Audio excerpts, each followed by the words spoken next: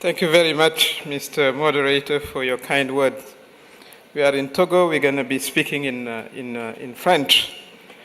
Je voudrais commencer par dire à Monsieur le ministre des Affaires étrangères, le professeur Doucet, de bien vouloir transmettre les salutations fraternelles du président Bassirou Diomaye Faye à son frère, le président Faure Gnassingbé, que nous remercions tous pour cette belle rencontre et pour l'hospitalité légendaire du Togo. Mesdames et messieurs, je pense que l'Afrique se trouve aujourd'hui à un tournant décisif de son histoire contemporaine. Nous avons été longtemps perçus comme un continent périphérique, subissant les chocs du monde, plus qu'on ne les provoquait d'ailleurs. Et désormais, l'Afrique émerge, qu'on le veuille ou pas, comme un acteur géopolitique désormais incontournable dans un système international en pleine recomposition. La montée des tensions entre grandes puissances, la compétition pour les ressources naturelles dont nous regorgeons, la révolution numérique, la transition énergétique et les mutations sécuritaires globales redessinent, quoi qu'on dise, les rapports de force. Et dans ce nouveau paysage multipolaire, l'Afrique doit devenir un pôle d'équilibre, un pôle de stabilité, un pôle d'innovation et surtout, nous devons pouvoir défendre nos propres intérêts. Mais ce réveil stratégique que nous appelons tous de tous nos voeux ne se décrète pas. Il se construit à travers une vision, une volonté politique et une capacité collective à bâtir de la résilience. Et de ce point de vue, je pense que l'Afrique est champion du monde de la résilience. Nous n'étions pas nécessairement programmés pour être toujours là parce qu'il y a des civilisations brillantes ailleurs qui n'ont pas résisté au choc des conquistadors. La civilisation des Mayas, la civilisation des Aztèques a disparu, mais nous sommes là. Nous sommes plus que jamais là. L'autonomie stratégique du continent, ce qu'il faut comprendre comme sa capacité à décider, à agir, à se protéger, sans dépendance excessive à l'écart d'acteurs externes, est une nécessité vitale. Nous l'avons entendu ce matin. Les crises successives, qu'elles soient des crises économiques, sanitaires ou sécuritaires, ont mis en évidence la fragilité des modèles fondés sur la dépendance et l'assistance. Elles ont aussi révélé un fait nouveau. Aucune puissance, aucune, je dis bien, extérieure ne sauvera l'Afrique à la place des Africains. Et ça, ce doit être la philosophie avec laquelle nous devons conduire les destinées de notre continent. La guerre en Ukraine, les tensions sino-américaines, l'instabilité du Sahel, les changements climatiques ou encore la fragmentation des chaînes d'approvisionnement mondiales démontrent que la souveraineté est devenue la clé de la puissance du XXIe siècle. Dans ce contexte, l'Afrique doit repenser son rôle et ses priorités. Non plus être simplement un réservoir de matières premières du marché de consommation ou un marché de consommation, mais être bel et bien un centre de décision, de production et de résilience. Or, cette transformation suppose un courage politique inédit. Et ce message s'adresse à nos élites. Cette transformation exige des États africains qu'ils développent une autonomie collective fondée sur la solidarité continentale. Elle appelle à repenser la sécurité non pas comme une simple réaction militaire, mais comme une construction globale intégrant le développement, la bonne gouvernance, également la dignité de tous, y compris les femmes africaines encore marginalisées dans tous les domaines, malgré leur contribution vitale à la résilience des sociétés et des économies africaines. Elles sont très peu représentées d'ailleurs dans cette salle. La transformation que nous appelons de tous nos voeux invite à bâtir des alliances nouvelles, non pas pour servir les ambitions des autres, parce que nous l'avons vu aussi, Nous ne pouvons pas parfois être présents pour défendre les intérêts des autres, mais pour défendre la vision africaine du monde, une vision de justice, de paix et de développement durable. Dans un monde en recomposition où les puissances traditionnelles vacillent, où les marges d'action se redéfinissent, le continent africain détient une opportunité, à mon avis, historique, celle de transformer sa vulnérabilité en force, sa fragmentation en unité et son potentiel en puissance réelle. Nous le savons, le monde est désormais multipolaire.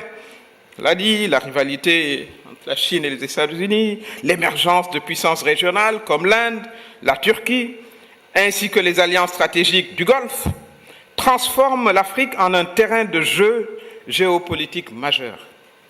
Les puissances étrangères cherchent à sécuriser l'accès aux ressources africaines, les ressources minérales notamment, énergétiques ou agricoles, et à influencer évidemment l'orientation politique de nos États. Face à ces pressions, beaucoup de pays africains se retrouvent dans une position délicate. Accepter des partenariats asymétriques pour bénéficier de financements ou de technologies, au risque de céder une partie de son autonomie stratégique. Cette dépendance accrue expose le continent à des manipulations diplomatiques, à des choix politiques parfois contraints et à des vulnérabilités économiques structurelles. La structure économique de nombreux États africains reste dépendante des exportations de matières premières brutes. L'industrie de transformation locale est limitée. La capacité à produire par le marché intérieur de nos pays reste faible et nos économies sont évidemment vulnérables à la fluctuation des prix mondiaux, voilà, aux contraintes que nous imposent évidemment les pays d'où nous importons la majorité de ce que nous consommons. Évidemment, il faut y ajouter la problématique de la dette extérieure qui constitue un autre levier de dépendance. Elle oblige certains gouvernements à aligner leur politique sur les exigences de créanciers étrangers, réduisant ainsi la marge de manœuvre budgétaire et stratégique. Cette vulnérabilité économique a un impact direct sur la souveraineté économique, ça a été dit tout à l'heure, je crois que c'était par le secrétaire de la ZLECA. Elle limite la capacité de l'Afrique à investir dans ses propres infrastructures et dans la défense de ses intérêts. Mais évidemment, les crises sécuritaires, les conflits armés, terrorisme, les migrations forcées sont à la fois des causes et des conséquences de la vulnérabilité africaine. Nous dépendons encore trop des forces extérieures pour stabiliser certaines régions comme le Sahel, la Somalie, etc., ou dans les grands pays, dans des pays des Grands Lacs. Cette dépendance militaire, si elle peut offrir un répit temporaire, parce qu'on en a besoin, souvent, elle affaiblit également nos capacités à construire une sécurité autonome, intégrée et durable. Par ailleurs, les catastrophes climatiques et les crises sanitaires, comme la pandémie de la Covid-19, ont montré les limites de la résilience africaine face aux chocs globaux. Mais enfin, nous avons également le fait que nous dépendons largement des technologies extérieures et que nos connaissances, généralement, sont générées de l'extérieur plutôt que par nos universités, qu'il nous faut absolument renforcer. Les infrastructures numériques, les systèmes de traitement des données et les innovations technologiques majeures sont souvent contrôlés par des acteurs étrangers. Et cette dépendance limite la capacité de notre continent à maîtriser sa souveraineté numérique. Mais face à toutes ces pressions, ce qu'il faut les établir, puisque nous les partageons, l'Afrique n'est quand même pas restée passive. Surtout sur le continent, des dynamiques de souveraineté réelle se créent, des dynamiques de coopération, mais également des dynamiques de résilience qui émergent et qui marquent le début d'une véritable transformation stratégique. Et l'une des pierres angulaires de l'autonomie stratégique, nous le savons, c'est la sécurité. Historiquement, voilà, notre dépendance aux forces extérieures pour déstabiliser les conflits en Afrique ont limité justement nos possibilités. Je rappelle que l'Union africaine a créé la force africaine en attente visant à intervenir rapidement en cas de crise. Ce n'est pas aussi fonctionnel que nous le souhaitons. Les communautés économiques régionales, que ce soit la CEDEAO, la SADC, la CEAC, développent des forces régionales coordonnées pour faire face aux menaces transfrontalières, qu'il s'agisse du terrorisme, du trafic ou de conflits internes. Ces initiatives montrent que la sécurité n'est plus seulement une question nationale, elle devient une question continentale et elle requiert de la coopération. Il nous faut des leviers pour réduire la dépendance aux puissances étrangères au continent, pour renforcer notre souveraineté. Donc la question de la collaboration sécuritaire et militaire comme un enjeu continental basé sur la solidarité me paraît être nécessaire. Mais nous avons également la question de l'intégration économique et la coopération régionale. L'autonomie stratégique passe également par une coopération économique renforcée entre nos pays. Nous sommes le continent qui commerce le moins avec lui-même. Nous sommes à 12% du commerce intra-africain, d'où la ZLECA. Alors que le reste du monde, en moyenne, en Asie, c'est 65%, en Europe, c'est 80%, etc. Donc nous avons grand espoir que la création de la zone de libre-échange continentale africaine va constituer un tournant historique. On espère qu'elle va réduire la dépendance au marché étranger en stimulant, comme je l'ai dit, le commerce intra-africain et qu'il va surtout favoriser l'industrialisation locale et la création de chaînes de valeur africaines plutôt que l'exportation brute de nos matières premières. Et ça, nous en parlons depuis les indépendances. Au-delà du commerce, des projets de corridors d'infrastructures et de transports régionaux sont importants pour faciliter la circulation des biens, des services et des personnes, tout en renforçant la résilience économique face aux chocs mondiaux.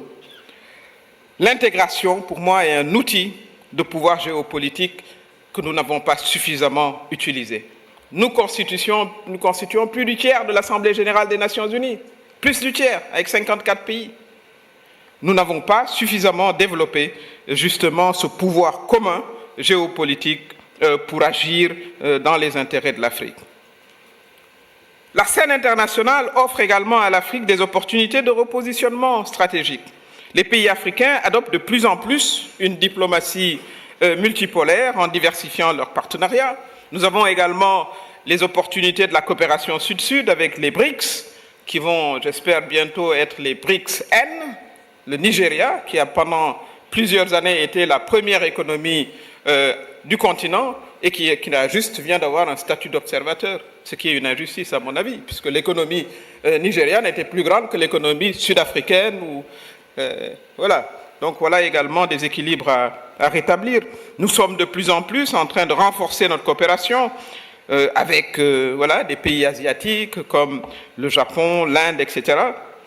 Et il nous faut également des initiatives continentales pour défendre par une voix africaine commune les positions et les intérêts de l'Afrique dans les différents forums internationaux, que ce soit au niveau de l'ONU, du G20 ou de la COP.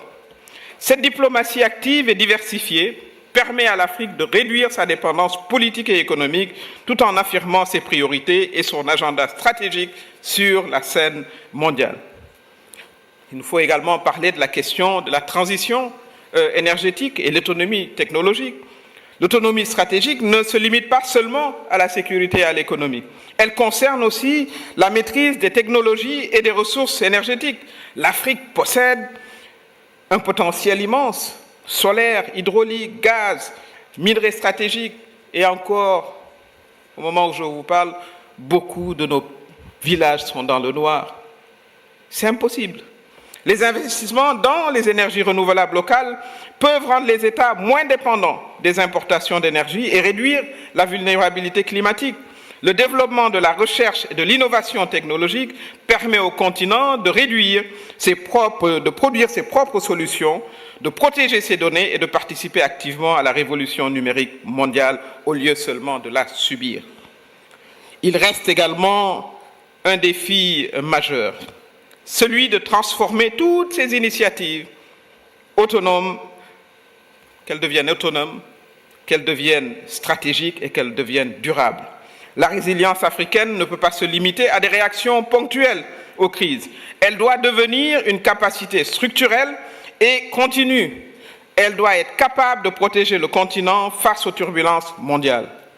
Pour ce faire, il nous faut impérativement professionnaliser et coordonner les forces régionales à l'échelle continentale. Les missions ponctuelles ne suffisent pas. Une stratégie intégrée est nécessaire pour protéger les zones de conflit, sécuriser les ressources et contenir et prévenir les menaces transfrontalières.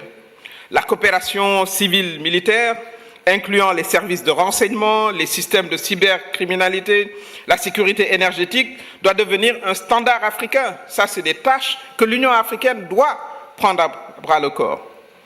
L'industrie de la défense africaine doit être encouragée. Nous ne produisons pas nos propres armes pour nous défendre, pour réduire la dépendance à l'armement et aux technologies militaires étrangères.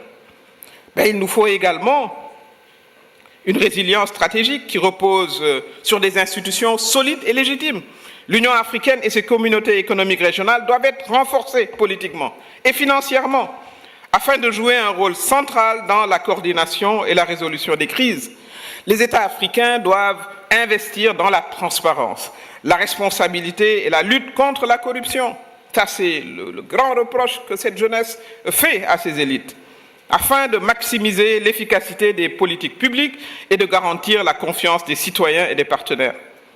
Il nous faut également développer, bien entendu, une coopération et un partenariat intelligent. La résilience, ça ne veut pas dire l'isolation. La souveraineté, ça ne veut pas dire, voilà, nous couper du reste du monde. Mais l'Afrique doit développer des partenariats équilibrés, basés sur le respect mutuel et la complémentarité. Il nous faut renforcer les liens, comme je l'ai dit, intra-africains, pour créer un marché intégré, capable de rivaliser sur la scène mondiale. Il nous faut négocier avec les puissances extérieures en position de force, afin de protéger les intérêts stratégiques du continent. Nous sommes 54 membres au sein des Nations Unies sur 194 pays. Il nous faut également promouvoir une diplomatie proactive fondée sur l'initiative africaine pour influencer les décisions. Je parlais également de la nécessité de l'autonomie en matière de maîtrise technologique. Il nous faut, en un mot, être maître de notre destin. Et en conclusion, je voudrais dire que l'Afrique est à la croisée des chemins, je voudrais le répéter. Elle porte en elle-même des ressources exceptionnelles, une jeunesse dynamique, un potentiel géopolitique immense. Nous sommes la partie la plus jeune du continent, donc nous sommes jeunes, nous sommes dynamiques, nous avons de la force et de l'énergie. La moyenne d'âge, il faut le rappeler, est de 19,19 ans. À peu près, elle est de 44 ans en Europe. Mais, encore une fois, la souveraineté africaine ne va pas se construire de manière solitaire. Il faut qu'elle se fasse de manière solidaire. Il faut qu'on soit ensemble. On ne pourra pas être grand en voulant manger une partie du voisin ou en ayant nos yeux rivés sur les ressources du voisin. On pourrait collaborer ensemble et voir comment nous développer ensemble. Il nous faut un cadre de dialogue dans ce sens-là avec nos frères de l'AES.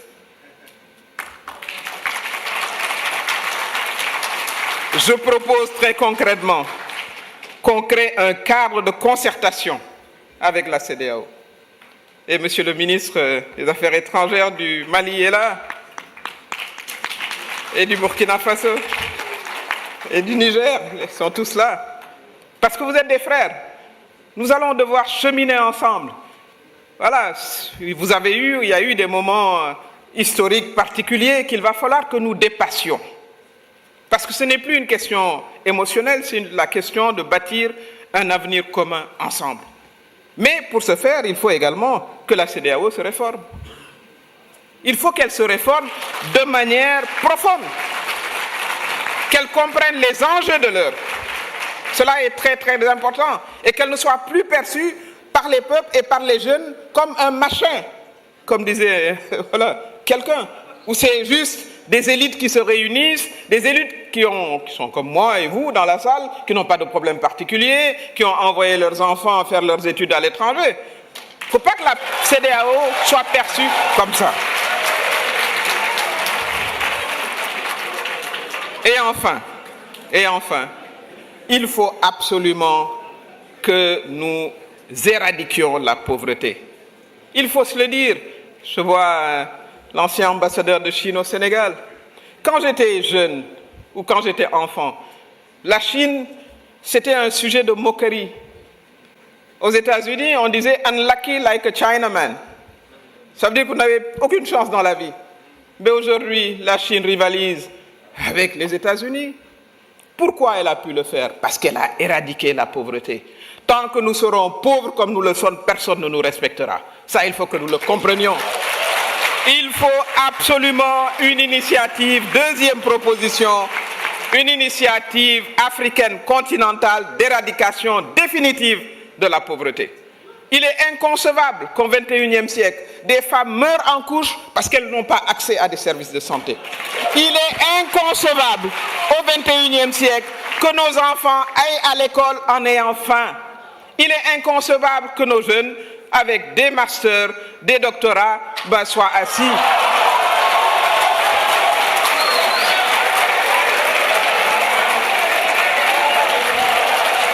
Il est donc temps.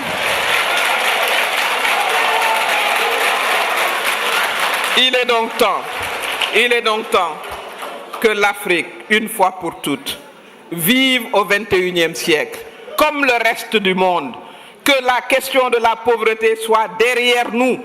Et il est temps que les dirigeants, les institutions et les citoyens africains se reconnaissent dans cette vision. Je vous remercie.